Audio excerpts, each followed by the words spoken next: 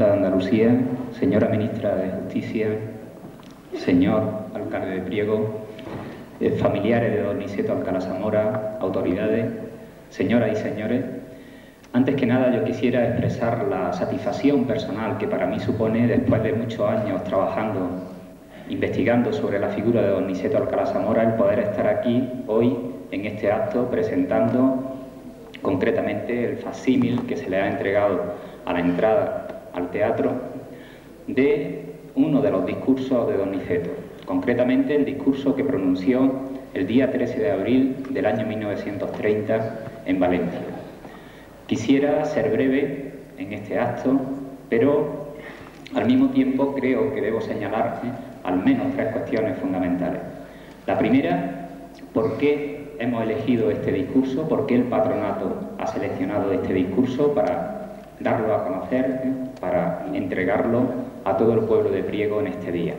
Quizás previamente habría que señalar también por qué elegir un discurso. Creo que todos los habitantes de Priego y todo aquel que se ha acercado a la historia política contemporánea de España lo sabe. Don Niceto destacó por su faceta como orador. Don Niceto destacó a lo largo de su actividad política por sus buenas relaciones con la oratoria. No en vano incluso le dedicó un libro a ese tema, titulado La oratoria española. ¿Por qué elegir este discurso? Pues porque es un discurso que tiene una doble significación. Una significación de carácter político en cuanto que se pronuncia en el año 1930, que es un año decisivo en la trayectoria pública de don Niceto Alcalá Zamora. Es un año en el cual no solo va a pronunciar este discurso donde hace público su compromiso con el republicanismo, sino que también se trata del año en el que va a iniciar toda una actividad. La prensa de la época nos va relatando los distintos lugares y las distintas ciudades por las cuales don Niceto va pasando después de este discurso de Valencia.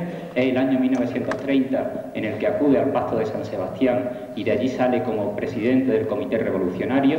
Es el año en el que finalmente, en el mes de diciembre, va a acabar en la cárcel, precisamente por esa pertenencia al Comité Revolucionario. Pero al mismo tiempo este discurso tiene una dimensión importante desde el punto de vista de lo que era don Niceto como orador. Podríamos recurrir al argumento de autoridad que nos ofrece don Ramón Menéndez Pidal. Menéndez Pidal, director de la Academia de la Lengua en 1932, cuando don Niceto acudió a presentar su discurso de ingreso en dicha academia, el día 8 de mayo de ese año, de 1932, cuando comentaba lo que había sido la trayectoria pública, la actividad política de don Niceto, señalaba, entre otras cosas, cómo este discurso de Valencia podría ser el más completo en cuanto a lo que representaba el modelo oratoria de don Niceto. Sirva, por lo tanto, ese argumento de autoridad de Menéndez Pidal para explicar también por qué hemos seleccionado este discurso. Una segunda cuestión es hasta qué punto es importante este discurso. Si atendemos sencillamente a la expectación que había provocado el discurso de don Niceto cuando se da a conocer que va a pronunciar un discurso en Valencia y él explica aquí en el texto del discurso por qué precisamente se elige Valencia, se genera una gran expectación. Aquellos que hayan visitado en algún momento la casa de don Niceto Alcalá Zamora, los que la visiten hoy, podrán ver imágenes de la prensa de la época en la que aparece don Niceto en el Teatro Apolo de Valencia, rodeado de gente, un escenario, pues pensamos que más o menos como este, lleno de periodistas anotando lo que allí se estaba diciendo. Por lo tanto, él mismo nos lo dice nada más comenzar, sé que se ha generado una gran expectación. No dice exactamente expectación, habla de curiosidad y dice que es una curiosidad que a él le honra y por lo tanto el discurso tiene una gran proyección, porque además se trata de un discurso que no defrauda, como había pasado con otros políticos en esta época. En este mismo año de 1930 había habido discursos de José Sánchez Guerra, de Melquiades Álvarez, de Ángel Osorio, y eran discursos que todos ellos habían generado expectación, pero luego todos habían defraudado porque la mayoría de esos políticos no habían dado el paso que va a dar don Niceto Alcalá Zamora, que es vincularse pública y políticamente con el republicanismo. Eso es lo que le da importancia a ese discurso, eso es lo que hace que el discurso de Valencia no provoque la misma reacción que habían provocado a los demás. Eso es lo que hace que toda la prensa quiera publicar el discurso de don Niceto. Eso lleva a que la prensa no pueda publicar íntegro este discurso, tanto por su extensión como por los problemas con la censura en aquel momento, y por lo tanto unos días después del discurso de Valencia, el discurso se publica en un ejemplar como este que le han entregado y que nosotros hemos publicado en edición facsímil, gracias, hay que decirlo, a la generosidad de quien ha sido calificado como el único bibliófilo generoso que existe, que es don Manuel Ruiz Luque de Montilla, que nos ha facilitado un ejemplar original para que pudiéramos reproducirlo. Por lo tanto, en aquel momento el discurso fue importante, el discurso marcó un momento decisivo en la trayectoria de don Niceto y pensamos que había que volver a darlo a conocer. Y una tercera y última cuestión en mi intervención. Este discurso, ¿qué características internas tiene? Se ha dicho, yo no voy a desmenuzar aquí el contenido del discurso, se ha dicho, como todo el mundo sabe, que don Niceto jamás escribía sus discursos. Y es cierto, jamás escribió un discurso, solo cuando, por alguna circunstancia, como el ingreso en la academia, exigía que el discurso fuese previamente por escrito. Jamás escribió un discurso, pero él mismo decía también que nunca improvisaba, es decir, que aquello que decía estaba bien pensado y estaba bien decidido. Sabemos también, por testimonio de distintos contemporáneos, entre otros, por ejemplo, Miguel Maura, que hasta muy poco antes de su intervención en Valencia no tenía decidido hacer pública esa vinculación al republicanismo. Sin embargo, yo creo que rastreando todo lo que fue la trayectoria política de don Niceto Alcalá Zamora a lo largo de los años 20, se pueden ver algunos aspectos de su trayectoria que nos demuestran cómo iba en esa evolución hacia el republicanismo. Son cuestiones que ya he señalado en otro lugar. Basta ahora con citar, por ejemplo, que en una intervención en la Academia de Ciencias Morales y Políticas en el año 1924, él no duda en defender determinados sistemas constitucionales y no duda tampoco en elogiar, entre otras, por ejemplo, la Constitución republicana de Weimar, que no duda en calificar como una constitución casi perfecta.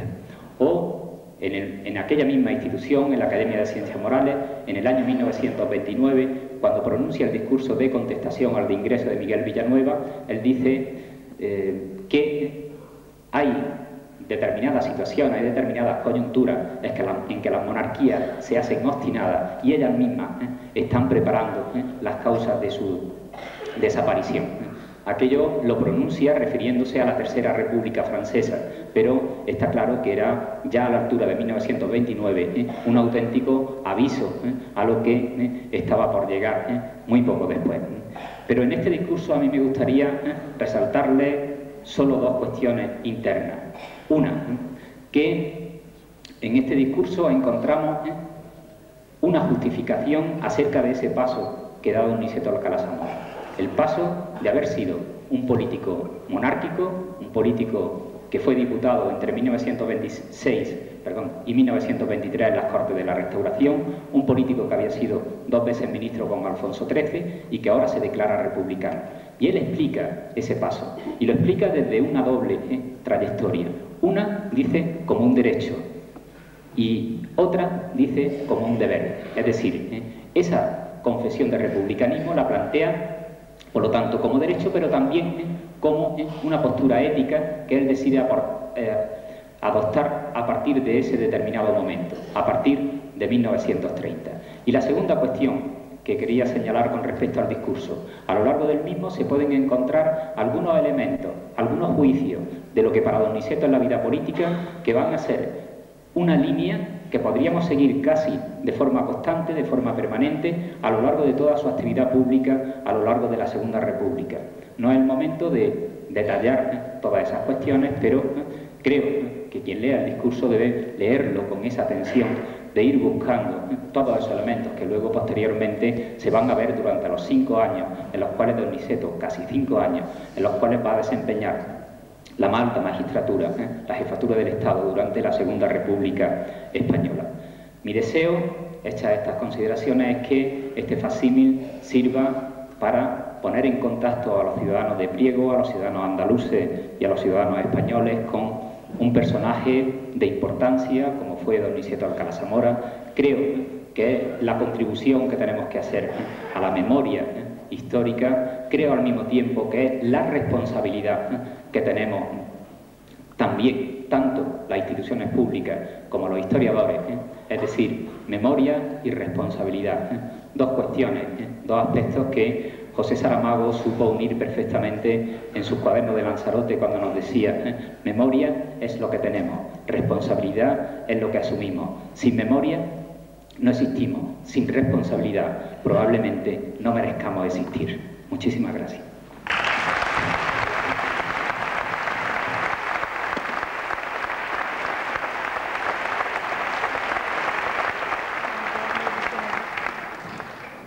Acto seguido intervendrá don José Alcalá Zamora y Queipo de Llano, catedrático de Historia Moderna, miembro de la Real Academia de la Historia, nieto de don Niceto, en representación de la familia. La justicia, que también viene en representación del presidente del Gobierno, el excelentísimo señor alcalde del Ayuntamiento de Priego de Córdoba, autoridades civiles y culturales que nos acompañan, señoras y señores todos. Regresa hoy con nosotros Niceto Alcalá Zamora. Salió el 8 de julio de 1936, a los 59 años de España, y volvió de forma silenciosa, porque así lo quiso también la familia, en 1977. Volvieron sus restos. Pero cuando realmente regresa a España es hoy, en este día grande para todos nosotros, en este día especialmente emotivo para la familia, porque vuelve con cariño y con honor a España. Y esperemos que este homenaje y esta recepción que recibe hoy en su pueblo natal se extienda durante los próximos meses a toda España, porque no fue solo un hombre de Priego, sino un hombre de Andalucía y un hombre de España entera. Los 6 nietos y los 21 bisnietos que dejó, tenemos aquí una representación, no hemos podido venir todos. Esos bisnietos, que son los que se encargarán del homenaje dentro de muchos años, cuando nosotros hayamos muerto, del homenaje de los 100 años, reciben siempre el recuerdo, las noticias de su abuelo. Les inculcamos siempre el respeto y el amor por la obra y la figura de su abuelo. Tengo que agradecer, en un capítulo extenso pero imprescindible, las muchas cosas que se han hecho durante estos años, casi siempre de forma callada, anónima, otras veces pública, sobre todo aquí en Priego, en favor de la figura de mi abuelo. Agradezco en primer lugar al presidente Aznar, con quien tuve una conversación en la Academia de la Historia hace pocos días, y quien quiso que estuviera el gobierno representado por una persona del mismo. Agradezco muy especialmente al presidente Chávez, que en todo momento ha manifestado un gran interés en estar presente y en engrandecer este acto con su presencia. A Tomás Delgado, alcalde de Priego, no tengo palabras para expresarle mi agradecimiento. Lo suyo ha sido una voluntad permanente desde hace muchos años para que se llegase a este momento. Calles, colegios, restauración de la casa, el monumento, multitud de cosas y de proyectos, algunos de los cuales siguen en curso. El agradecimiento de todos nosotros a Tomás Delgado, muy en especial. Y también a otras autoridades civiles y culturales que he mencionado antes y que no puedo ahora detallar. Muy en concreto a Jesús González Pérez, que ha sido una de las personas que con más entusiasmo dentro y fuera de España se ha ocupado de que la figura de mi abuelo reciba el homenaje que merece. Y quiero recordar también aquí al director de la Academia de la Historia, Gonzalo Anes, que no ha podido acudir por razones muy justificadas, y a Van Halen, presidente de la Asamblea de Madrid, que también deseaba llegar. Enrique Alcalá ha sido durante muchos años un hombre que ha puesto su entusiasmo, sus horas y sus desvelos al servicio de la restauración de la figura de mi abuelo, de quien sabe más que yo. Y yo quiero rendirle ahora público homenaje en este momento, como también al profesor Cuenca Toribio, que no se encuentra con nosotros y que organizó las primeras jornadas. Y no podría terminar sin también extender este agradecimiento a los actuales directores de la empresa, Francisco Durán y el profesor Casas. Y a todos los prieguenses que abarrotan literalmente en este momento esta sala, que la desbordan, que no encuentran sitio, que están incómodos, pero que quieren participar con nosotros en esta honra que rendimos a Niceto Alcalá Zamora. Yo también, como todos vosotros, me siento un prieguense más. Desde hace cerca de 50 años estoy viniendo aquí continuamente tengo casa y donde más me encuentro a gusto es precisamente en estos paisajes, en estas peñas que recorro a menudo y entre estos olivos con los que mantengo diálogos líricos que los que entienden de campo saben cómo pueden producirse. El 18 de febrero de 1949, tras 12 años de destierro, tras 18 años después de aquel día luminoso que fue en el siglo XX la proclamación de la República, porque el 14 de abril, un día de grandes esperanzas, de grandes ilusiones, de enormes proyectos de modernización de España, que luego se perdió por los excesivos ímpetus y por los errores de unos y otros, aquel día fue seguramente para mí el día de mayor esperanza, el día más importante del siglo XX en España. Y el 18 de febrero de 1949 moría pobre en la Argentina.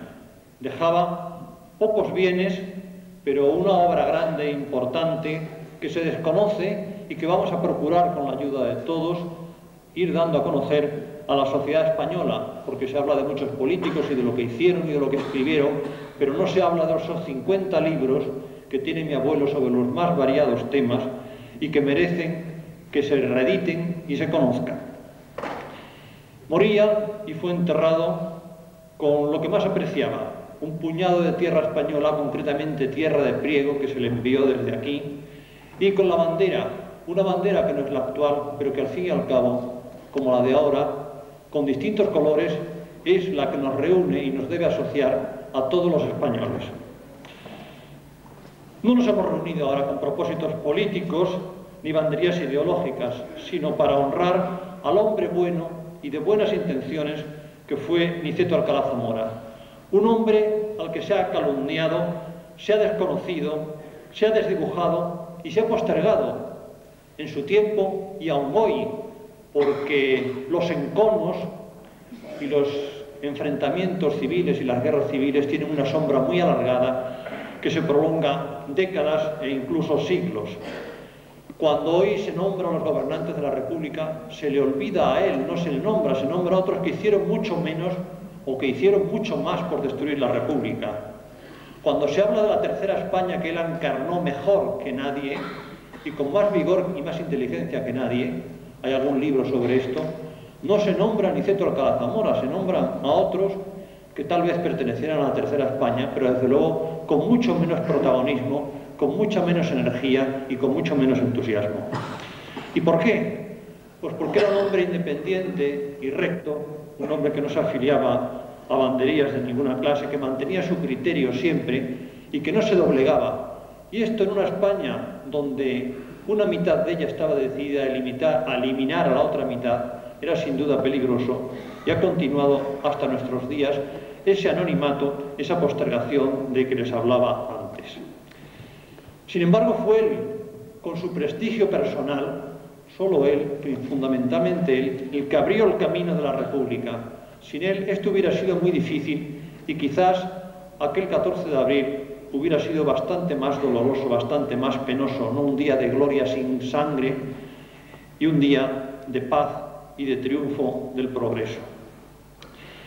Y su destitución por las Cortes, un verdadero golpe de Estado, porque se habla del golpe de Estado del 18 de julio, pero también hubo un golpe de Estado entre el 3 y el 7 de abril, un golpe de Estado de las Cortes que lo destituyó, que lo lanzó del poder y que fue el suicidio de la República, desgraciadamente, como han reconocido y han reconocido ante mí diversos miembros, varios miembros de aquellas Cortes que tuvieron ese papel nefasto en aquel momento, ese papel de ceguera. Quiero recordar, estamos en un acto en el que la prisa o la síntesis es esencial, quiero recordar y destacar algunas de las virtudes humanas y políticas y valores que sustentó Niceto Alcalá Zamora. Fue un hombre ante todo bueno y sencillo, algo que parece intrascendente para un político pero que es importante. Podría abundar en este criterio y destacar anécdotas. Se me ocurre solamente una que he dicho a la televisión esta mañana. Cómo me contaron que en plena República, siendo el jefe del Estado, le vio un amigo ya mayor a la cola de un cine, esperando su turno como cualquier persona. Era un hombre culto y conocedor de la cosa pública. Uno de esos estadistas como Cánovas, de unos grandes conocimientos, de unos grandes y profundos conocimientos servidos por su prodigiosa memoria en todos los terrenos. Podía hablar con cualquiera de todas las cosas. Y conocía la cosa pública y la administración del Estado como nadie, porque había servido a ese Estado desde los puestos más bajos hasta los más altos, como ministro de la monarquía, durante 30 años. Y esto le produjo sin duda sinsabores, porque sus compañeros de república, sus compañeros de gobierno, querían avanzar cuando no era posible hacerlo, porque había obstáculos legales que lo impedían. Era un demócrata convencido y un apasionado de la libertad. Siempre me ha impresionado esa frase suya de que necesito más libertad de la que gasto. Era un hombre de concordia y de unión. Un hombre de concordia en una España que, como he dicho antes, deseaba en su mitad eliminar o silenciar a la otra mitad. Esto que en nuestro tiempo de mayor democracia se nos antoja terrible. El busco siempre fue uno de sus grandes empeños, de sus grandes trabajos, de sus grandes luchas y dolores. Buscó la concordia, la armonía entre los españoles. Y buscó también, no voy a hablar de la unidad de España porque parece que tiene resonancias hoy día discutibles o sospechosas. Él buscó la unión de los pueblos de España, la armonía de los pueblos de España continuamente. Hubiera sufrido mucho hoy con algunas actitudes de algunos políticos que no comprenden, no entienden que hemos sido grandes en la cultura y seguiremos siendo grandes y uno de los pueblos importantes de Europa y del mundo porque estemos unidos, porque no nos disgreguemos y nos balcanicemos. Y fue un hombre de justicia, un gran abogado, como le decía hace un momento en el breve diálogo que hemos mantenido la ministra Margarita Mariscal de Gante. Fue un gran abogado, un perfecto conocedor de las leyes. Hizo de la justicia su profesión y de la ética su permanente modo de conducta. No podía soportar, no podía vivir con una irregularidad en este terreno. Y como estadista, esa categoría que algunas veces se le ha negado, como estadista fue sobre todo un hombre prudente frente a la imprudencia de muchos de sus compañeros de gobierno que querían apresurar un proceso que no debía realizarse porque España estaba partida en dos y había muchos criterios y había que respetarlo. Él propugnaba la prudencia en el gobierno, el avanzar hacia el futuro, pero con calma, con tranquilidad. La República, hay que decirlo, se suicidó, desgraciadamente, por la imprudencia, por la torpeza y por la soberbia de algunos. Y esa ruptura terrible que nos rasgó y que trajo consecuencias y que ha traído consecuencias hasta nosotros en muchos planos, sobre todo en el cultural, no se hubiera producido si se hubiera atendido a sus llamamientos a la paz, a la comprensión y al diálogo. Y fue también un hombre de progreso, porque muchas veces no se habla de este aspecto de su obra y de su personalidad. Se piensa en él como un hombre conservador, un hombre de la derecha. No. Era conservador en ciertos aspectos, pero era un hombre progresista. Y yo he recogido aquí un texto, precisamente de la conferencia que ha editado el profesor Casas, un texto que es indiscutible. Nosotros tenemos el deber de decir que si en España llega a implantarse la República, esto lo está diciendo en 1930, si en España llega a implantarse la República, será cada día más avanzada y en definitiva radical, porque ese es el curso de la vida, llena desde el primer día del progreso que comenzará siendo gradual en los avances de la justicia social, pero que tiene que ser inicialmente prudentísima, con un sedimento y con un apoyo conservador, sin el cual su existencia no es posible. ¿Cómo se puede hablar de que este hombre es un reaccionario, un conservador, un hombre de derechas? Es un hombre prudente, un hombre de Estado y un gobernante prudente. Está buscando situar a España en el futuro, colocarla en la Europa que merece, en la Europa avanzada, pero colocarla continuo, con prudencia, que permita llegar a esos objetivos.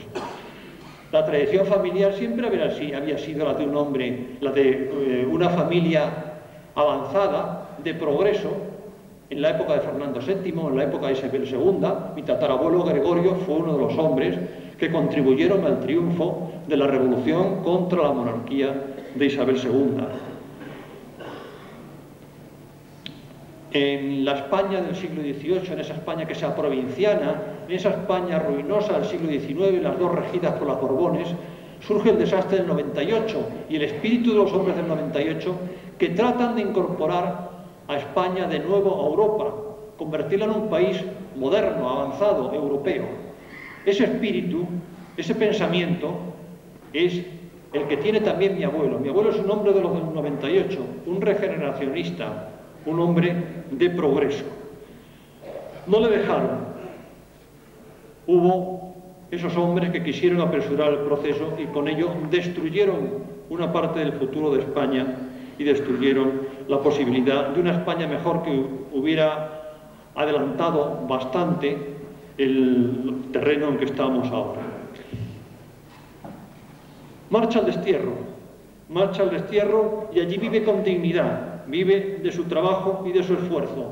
Y mientras la dictadura le confisca sus bienes con una multa monstruosa que multiplicaba por 5 o por 6 su fortuna real, mientras le condena a diversas penas, mientras le priva por sentencia judicial de un tribunal manipulado por aquella dictadura inicua de su nacionalidad, si luego lo refrendó el gobierno o no lo refrendó es una cuestión, pero el hecho está ahí. Mientras esa dictadura le priva de su nacionalidad, él habla en América de España y hace una obra enorme de exaltación de esta España que había dejado, de esta España que la había desterrado, de esta España que le insultaba en aquellos momentos. Habla de las leyes de Indias, de ese prodigioso monumento de la cultura española en los siglos XVI y XVII. Habla del pensamiento del Quijote visto por un abogado, edita a Góngora, etcétera, etcétera, hasta esos 50 libros de que he hablado, y emprende una labor de divulgación cultural en diversas revistas para ganarse la vida con esos artículos, pero son unos artículos magníficos que sin duda iremos editando, en los que se habla de la mujer, se habla de la historia española, se habla de el teatro español, de nuestra literatura. Se hace una enorme obra de divulgación de nuestra obra en el mundo. En el 2049 nosotros ya no estaremos, pero yo estoy seguro de que entonces se conmemorará el centenario de una de las grandes figuras de España, de Priego, y de esta Andalucía que, como él siempre dijo, tantos grandes hombres y genios ha dado a España, a Europa y al mundo.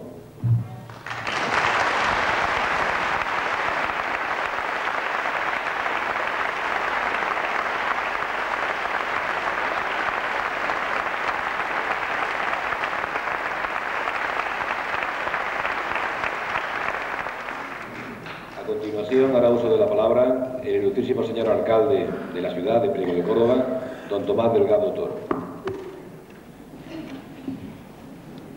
Excelentísimo señor presidente de la Junta de Andalucía, excelentísima señora ministra de Justicia, autoridades, académicos, familia Alcalá Zamora, señoras y señores.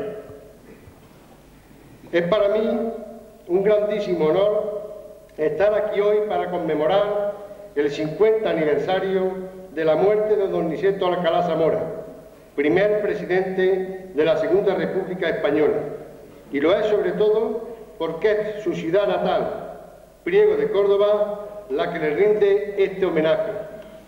Ciudad en la que pasó su infancia y juventud y a la que amó y nunca olvidó a lo largo de su vida.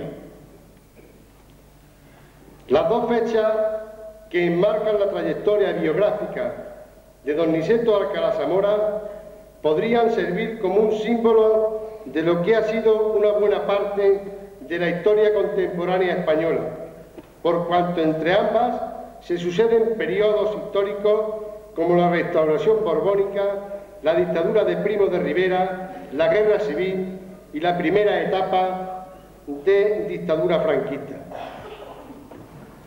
Durante este periodo nos encontramos con un prieguense que, saliendo de su pueblo cuando ya había cumplido los 20 años, pero con su título de licenciado de Derecho bajo el brazo, atraviesa distintos escalafones de la administración pública, llega a los más altos niveles en el ejercicio de la abogacía y desarrolla una larga carrera política que le condujo desde un puesto de diputado electo por la Carolina ininterrumpidamente entre 1906 y 1923 a ser 2 veces ministro.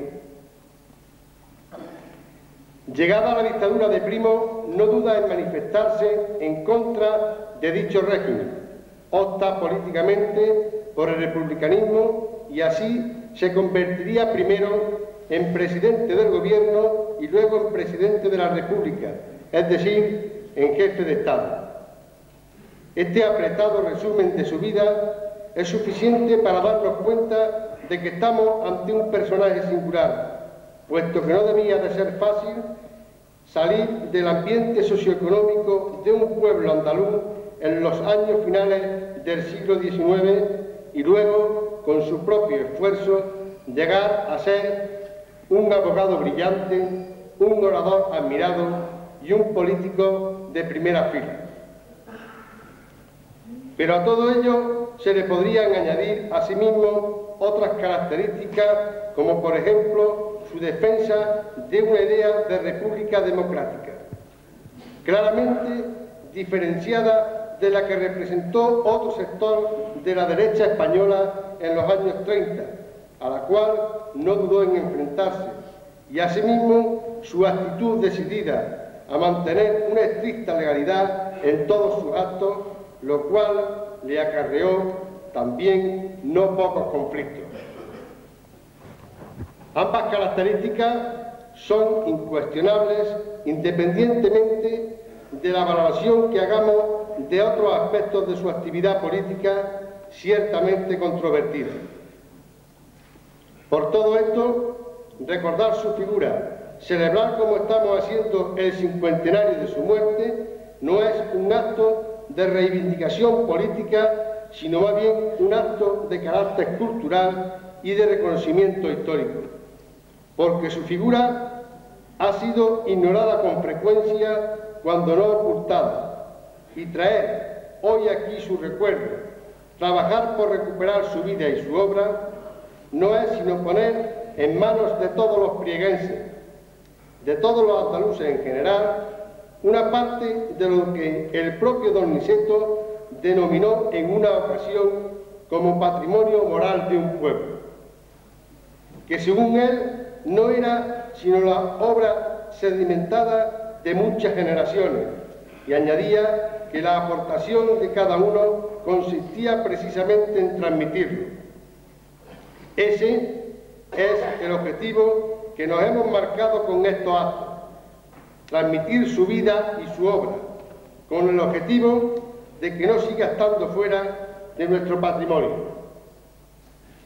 Como es bien sabido, don Niceto murió en el exilio el 18 de febrero de 1949 en Buenos Aires. Todos los que le conocieron durante esa etapa han resaltado la dignidad y honestidad con la cual se desarrollaron los últimos años de su vida. Priego siempre estuvo en su corazón y por ello no podíamos dejar de corresponder, pasados los años, a dicho sentimiento. En 1931, el ayuntamiento de su localidad natal tomó la decisión de colocar una placa en la casa donde nació y erigirle un monumento. Lo primero se realizó y hace unos años tuvimos ocasión de restituirla. Ahora vamos a cumplir la segunda parte de aquel compromiso y procederemos a inaugurar un monumento recordatorio de nuestro ilustre paisano. Pero con ser eso importante, quizás convenga no olvidar lo que él escribió en sus pensamientos y reflexiones. No se comprende el afán de perpetuarse en recuerdos, monumentos o inscripciones. El mejor recuerdo es el de las obras, y estas más de bien colectivo que de mérito individual. Los actos de hoy son el prólogo de los que se van a desarrollar durante el cincuentenario, pero a la vez con una continuidad a la labor realizada en los últimos años tanto por el Ayuntamiento como por el Patronato Alcalá Zamora. Nuestra voluntad es seguir trabajando más allá de la instauración de un monumento para que la obra de don Niceto Alcalá Zamora pase a formar parte del patrimonio colectivo de todos sus conciudadanos en Priego, en Andalucía y en España. Para finalizar, no me queda más que agradecer a todas las personas que están trabajando para que este cincuentenario sea el merecido homenaje que Priego quiere rendir a nuestro ilustre paisano y muy especialmente al Patronato Niceto Alcalá Zamora, a la Escuela Taller Sierra de Albayate, que ha realizado el monumento, así como a Cristóbal Povedano, que ha sido el diseñador del mismo, y a don Antonio López Serrano y Carmen Serrano por su participación desinteresada en este evento.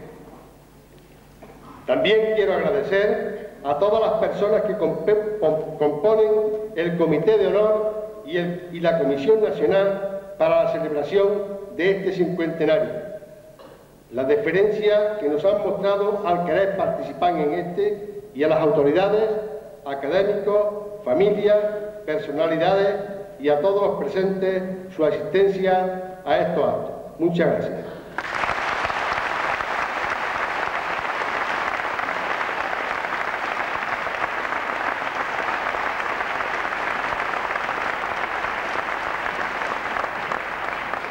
Acto seguido, en representación del Gobierno de la Nación, la excelentísima señora Ministra de Justicia, doña Margarita Mariscal de Gante.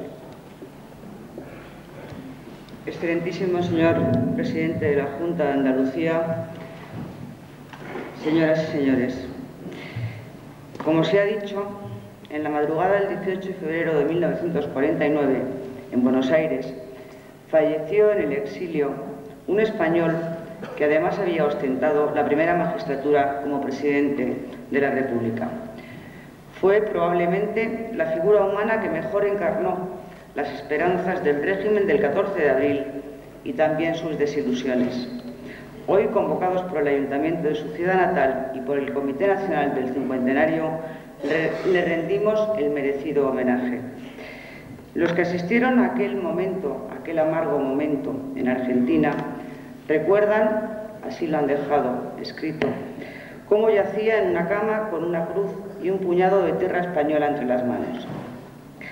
Fue enterrado en el panteón del Hospital Español del cementerio de la Chacarita y, por expreso deseo suyo, cubierto por la última bandera tricolor que se arrió cerca de Prats de Molló y junto al puñado de tierra española que le había acompañado en el exilio.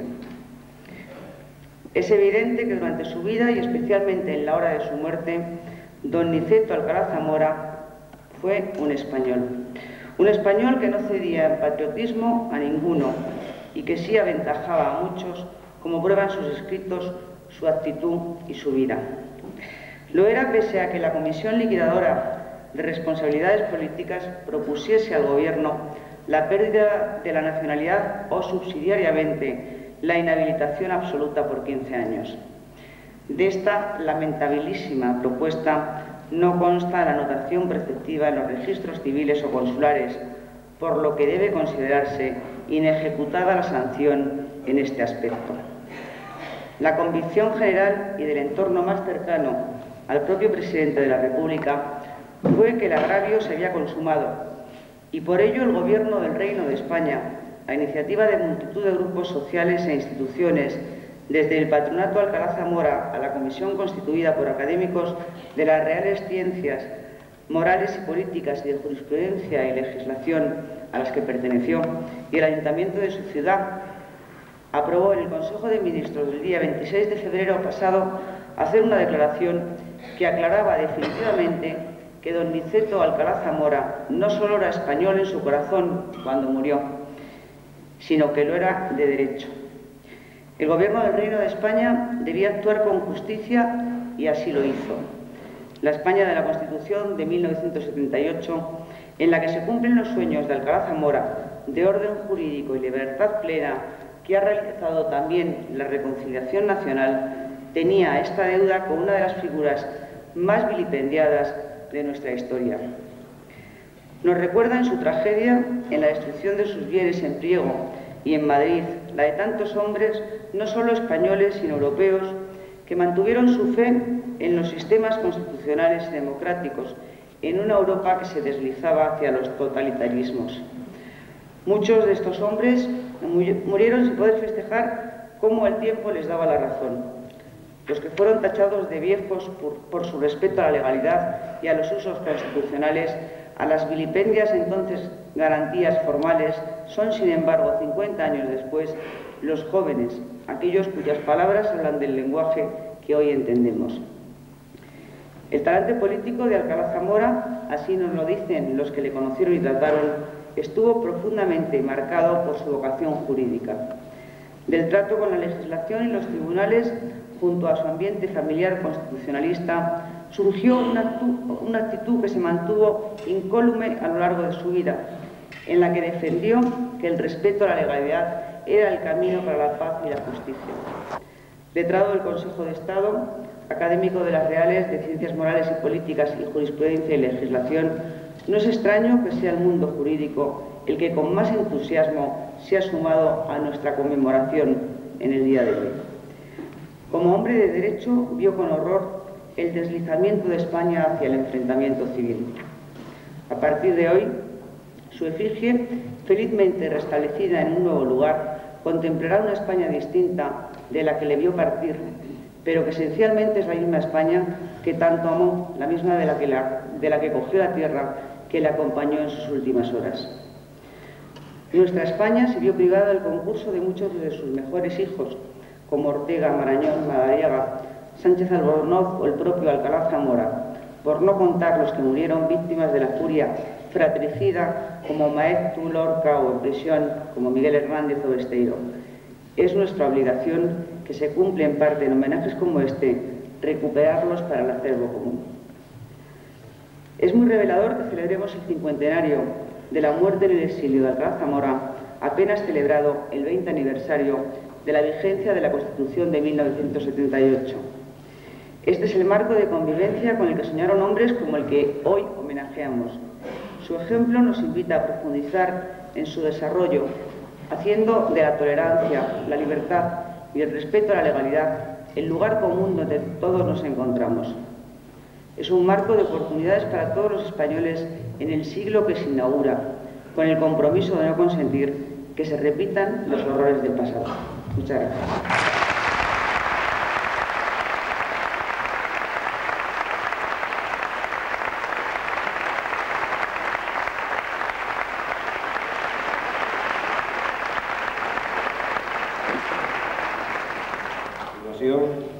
Hará uso de la palabra el excelentísimo señor presidente de la Junta de Andalucía, don Manuel Chávez González. Cerrado el acto protocolario, actuarán nuestros ilustres paisanos don Antonio López Serrano y doña Carmen Serrano, tras una breve pausa de 2 o 3 minutos.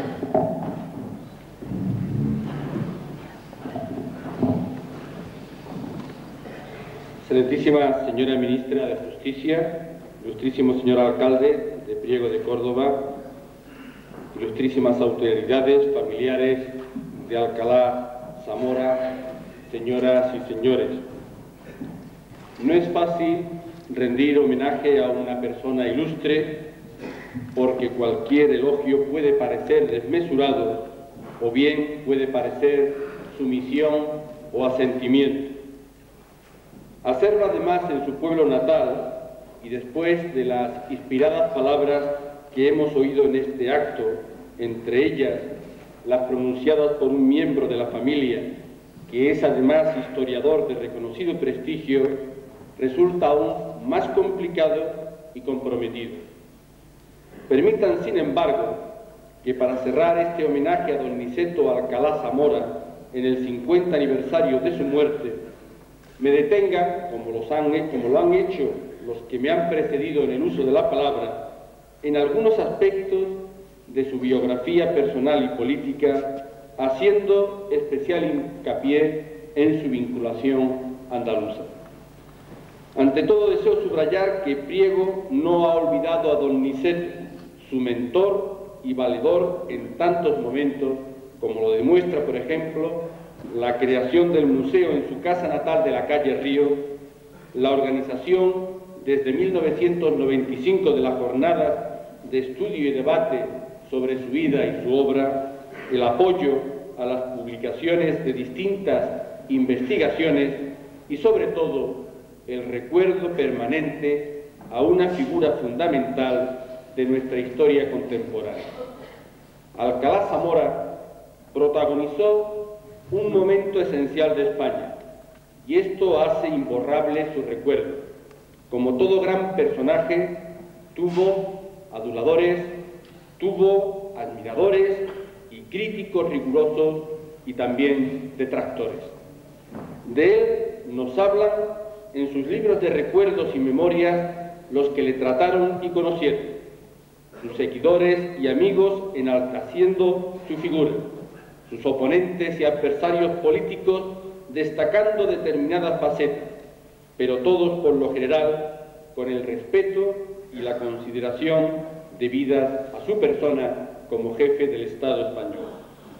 Se le recordará por haber sido el primer presidente de la Segunda República Española, por su proclama de renovación, de progreso, de concordia y de justicia social el 14 de abril de 1931, y por su labor al frente del nuevo sistema político republicano que en pocos tiempos y en difíciles circunstancias socioeconómicas alcanzó un determinado nivel de aceptación en el interior y de respeto en el exterior. Hoy debemos evocar además otros aspectos de su vida y de su tarea política que nos ofrecen una imagen menos formal, pero más cercana e íntima. Ante todo, su origen andaluz, que le marcaría para siempre en la forma de hablar un tanto florida y en la forma de comportarse con la llaneza y naturalidad propias de su tierra cordobesa. Sus primeros 20 años de infancia y adolescencia en Priego, de estudiante de Derecho en la Universidad de Granada y sus continuos viajes entre uno y otro destino. Su vinculación política a dos provincias andaluzas, a Córdoba en primer lugar, dada su influencia en toda la comarca que rodea a Priego, y a Jaén en segundo lugar, pero de forma más continuada, ya que representó al distrito de la Carolina durante varios años y elecciones ininterrumpidas. Su preocupación también por los problemas de Andalucía, en especial por los temas agrarios y por la situación de los pequeños campesinos en una de las épocas o coyunturas más difíciles y conflictivas que se recuerdan. A esta faceta más personal y andaluza hay que añadir ineludiblemente en un personaje público de tanta proyección otros aspectos quizás más formales. Su entrada en la política española de la mano de Moret, su militancia en el Partido Liberal a las órdenes de Romanones y su paso por distintos ministerios y puestos de responsabilidad. En este punto, deseo destacar su compromiso sincero de liberal y de hombre de ideas liberales que le llevó a denunciar el golpe de Primo de Rivera y a oponerse a su dictadura, que le llevó a apoyar la República como la mejor solución, que le llevó a la cárcel para salir de ella en olor de multitudes hasta el balcón de la Puerta del Sol, y que le llevó a abandonar España cuando la conflictividad latente y la guerra civil declarada produjeron el naufragio de las libertades y de la democracia. Desde entonces recorrió el largo y amargo camino del exilio que culminaría con toda dignidad en Buenos Aires un día de febrero de 1949. De esta apresurada biografía pública y privada de don Niceto nos queda y nos quedará siempre la imagen de una personalidad relevante, de un político coherente con sus ideas, de un español bien intencionado que quiso lo mejor para su país y de un andaluz que sintió y expresó las inquietudes de su tierra. Su recuerdo permanece vivo en Priego, su pueblo natal, en su casa museo, pero sobre todo en la memoria de sus seres queridos y de sus paisanos. Señoras y señores, termino. Han transcurrido 50 años de su muerte, pero nos queda siempre su aspiración de justicia, de libertad y de concordia, un legado que hemos recibido y entendido por fin los españoles de hoy y que debemos transmitir, mejorado y aumentado, a las generaciones que van a protagonizar la vida de España y de Andalucía a partir del próximo siglo, el siglo XXI. Muchas gracias.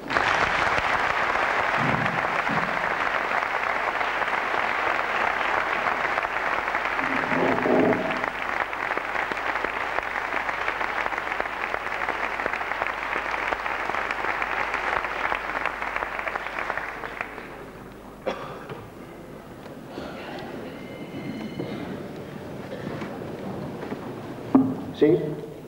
Excelentísimo señor presidente de la Junta de Andalucía, excelentísima señora ministra, me van a permitir que en nombre de la ciudad de Priego le haga entrega de un escudo de la ciudad y también de un recuerdo, de una reproducción del monumento que vamos a inaugurar a continuación en la Plaza de la Constitución.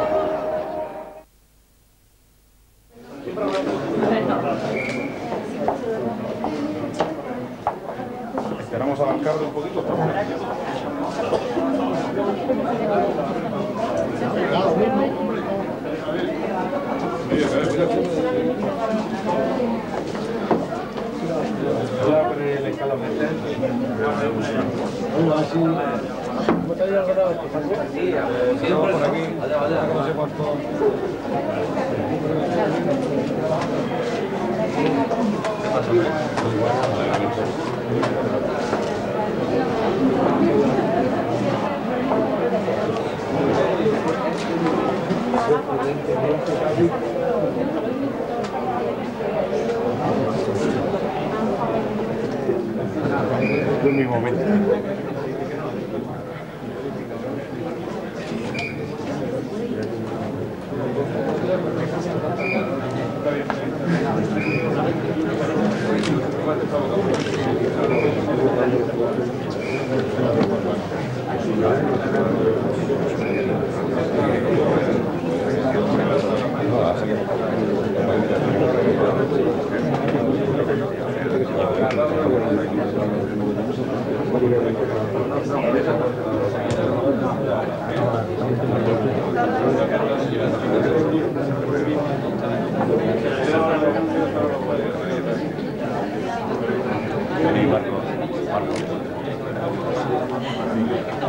Dile ahora que abra esta puerta, entramos por esta puerta, salimos por aquí, entramos por esta puerta. Sí, pues tiene que ser así, si no colapsamos la cocina.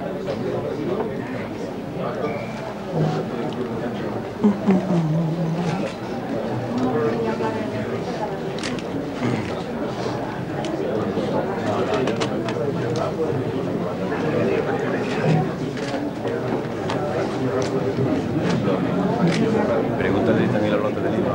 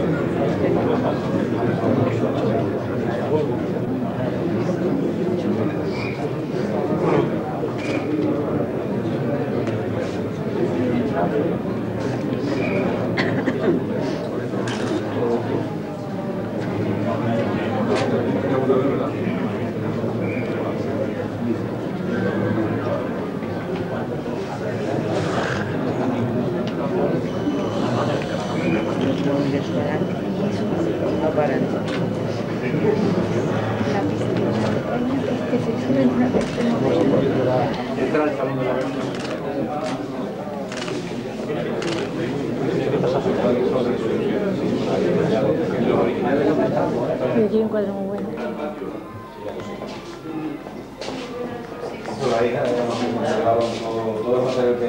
¿Y estos ya son muebles originales entonces o son cosas de la casa? Todo lo que hay aquí es muebles de la casa.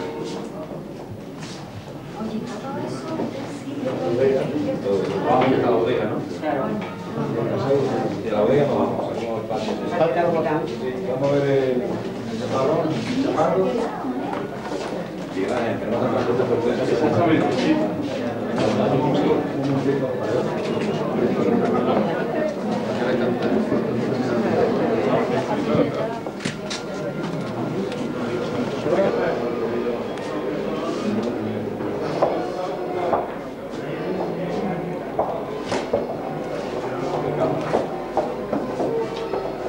que hemos dado muy bonito recorrido. Todo esto son también de la casa. ¿Eso estaba en la casa? Solería. Sí, Sí, la sí. cama. La cama, el crucifijo, todo usado todos los cuadros y ahí nuevo, lo demás está todo de la casa. Ya se ha parecido, qué pena. Esta es la cama de su padre y la cuna de su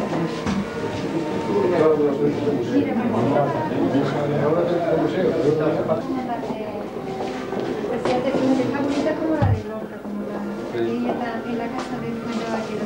Sí, es muy parecido. ¿Verdad que sí?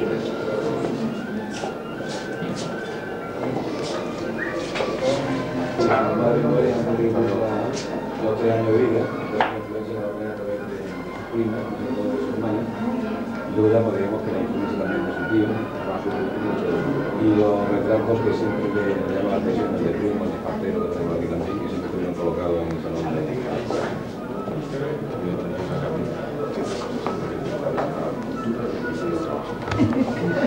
Es que lo sabemos bien.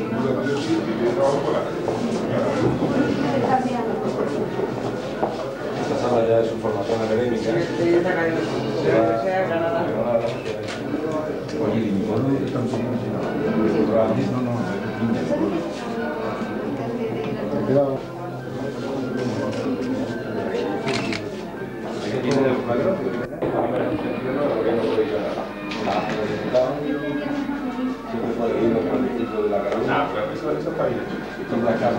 ¿Por qué fue elegido? ¿Por qué se presentó por la Carolina?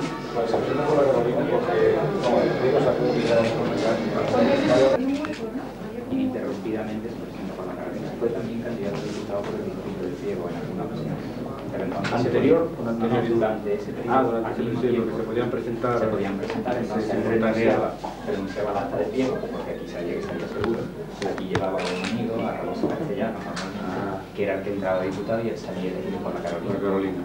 Fue siempre entre el 6 y el 23. Es un antiguo de Paraguay. Lo que se me hizo de Paraguay. Cuando fue ministro de guerra. Cuando fue ministro de guerra. Fue ministro en el año 22, ministro de guerra. Yo creo que aquí empezaron las diferencias con Alfonso Iglesias por la cuestión de Marruecos. Aquí ya no... Son los ayudantes, son todos tenientes, coroneles y comandantes. Y este capitán. En mi despacho no tengo más. Este capitán, teniente coronel, comandante. Uno a los más. Serían los ayudantes, ¿no? O de decanes. Antes había sido ministro del Fomento. El Fomento lo sustituyó yo, que no sea de más rango, que no estuvieran generales ahí en vez de... No. Normalmente, siendo ministro no, porque el rey también tiene tenientes coroneles ahora mismo de ayudantes. Hay un comandante y... Las estrellas que se fueron de coronel.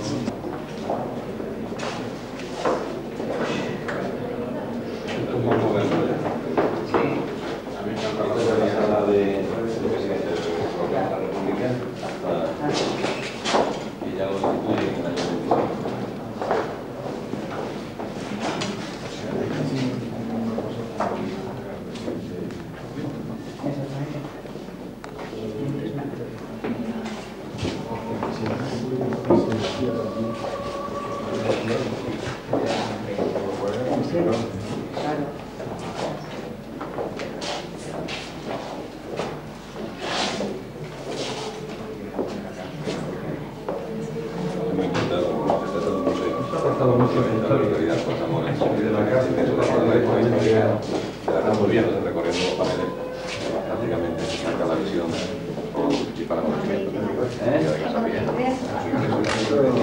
En circunstancias totalmente distintas, ¿no?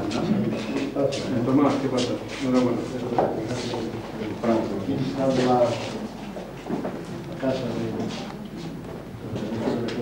Ya lo veo, está comentando que es un plan importante, muy importante. Hemos estado aquí en educación, Pues creo que como 77, 49, 60 y tanto. 67 que como a los internos ahí en la sala. Pero lo opinamos para que veáis el sentido de...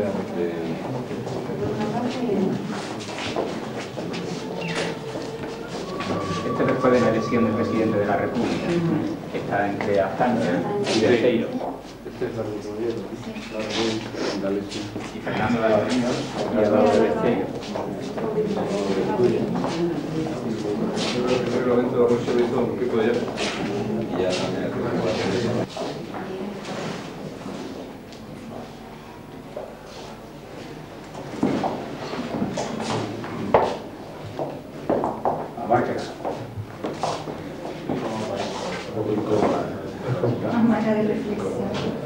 Una hamaca que se dice que llevó en el viaje donde descansaba, porque el viaje de Marsella a Buenos Aires duró 441 días. Estuvo en África, en Senegal, o sea, el viaje fue, y escribió un libro que se llama así, 441 días, contando todo el viaje. Llega a Veracruz y luego a La Habana. Aquí hay fotografías. Este panel está magníficamente, resume los 441 días. En cuanto lo destituyen, viene un poco a Priego, a su finca de la Ginesa, y él tenía siempre el deseo de hacer un viaje a los países nórdicos y realiza ese viaje, y estando precisamente entre Noruega e Islandia es cuando recibe la noticia de que ha estallado la guerra civil. Entonces ya queda en Francia, no puede volver a España, y ya comienza pues esa odisea de 441 días que tarda desde Marsella hasta Buenos Aires.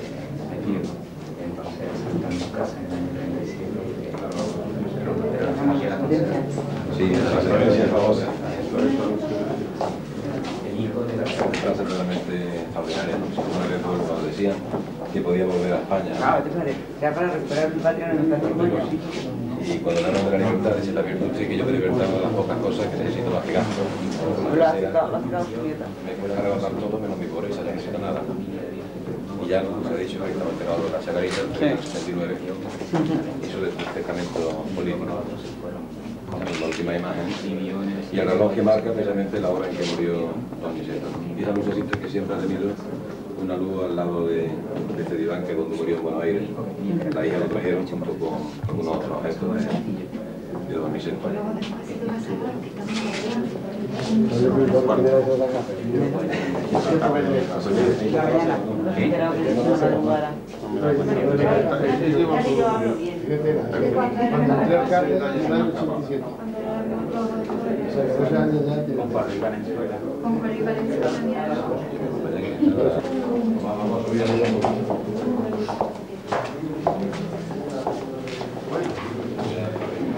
Vamos de retirada ya, ¿no? Ahora sí.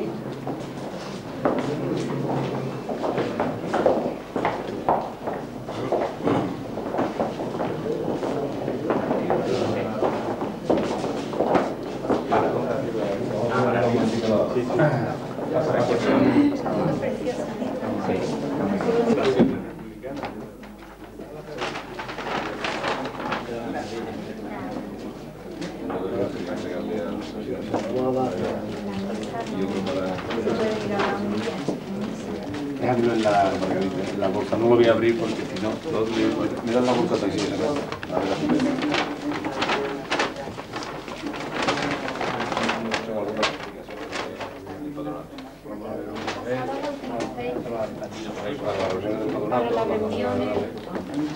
Para que dejen la bolsa que sea más cómoda o la apoya a la persona.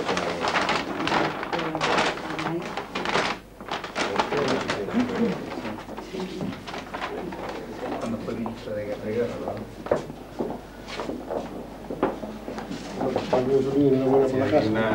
No, Paco, en la casa, Paco, una pos guerrera parcial del patronato es crear una base de datos. La oficina, ¿no? Sí, todo lo que no sea material bibliográfico. Pero había aprovechado muy bien para... La base de datos, soportes digitales, y luego aquí hay una secuencia a través del retrato investigación, consulta. de la vida de Don Niceto a través de las distintas fotografías que tenemos. Oye, qué bonito, el muestrario de...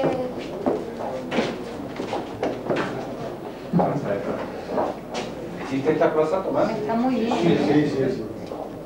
Mira, toda una secuencia de su vida, sus primeros planos. Ah, que es privada. Se cuenta que vino. Esto es la dirección administrativa. La dirección de... registro completo. carrera de las monjas, entonces calle de Prim. Sí, es que una de las muchas preguntas que nos hacen es por qué Alcalá Zamora no tiene una calle en Priego. Y yo siempre contesto lo mismo, porque esta calle se llama Alcalá Zamora, pero también se llama la de Toledo, Frig, una serie de nombres que la gente siempre la conoce como calle del Río. Ni Alcalá Zamora ni RTP ni nada. No sé por qué. Para poner el nombre a la calle hace falta que sea una calle digna y que sea muy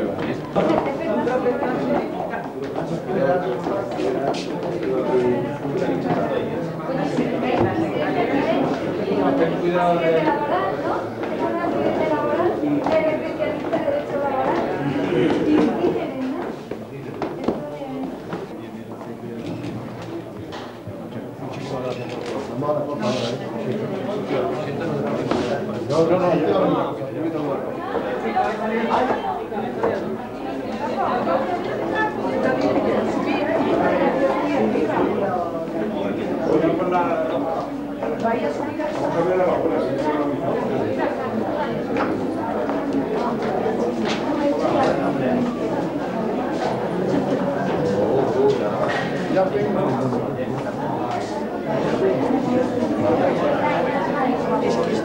Esto está como antes, ¿no? ¿Qué?